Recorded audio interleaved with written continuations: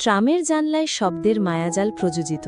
পরের দিন ঈশান একটু আগে ট্রামে উঠল।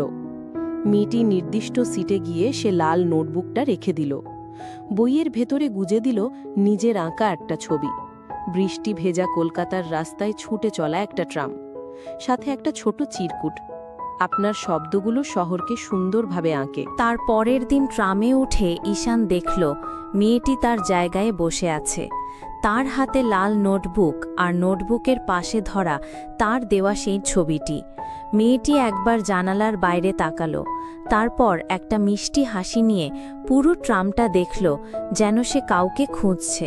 ঈশানের হৃদস্পন্দন বেড়ে গেল।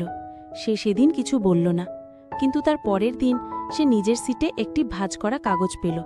সেটা খুলতেই দেখল তার আঁকা ছবিটার পেছনে লেখা একটি নতুন কবিতা, এক নীরব শিল্পীকে নিয়ে, যে রেখা আর ছায়ার মাধ্যমে পৃথিবীকে দেখে। তাদের নীরব কথোপকথন শুরু হয়ে গিয়েছিল। কলকাতার ট্রামের ধীর গতির ছন্দে এক নতুন প্রেমের গল্প বোনা হচ্ছিল। ভিডিওটা ভালো লেগে থাকলে এখনই লাইক দিন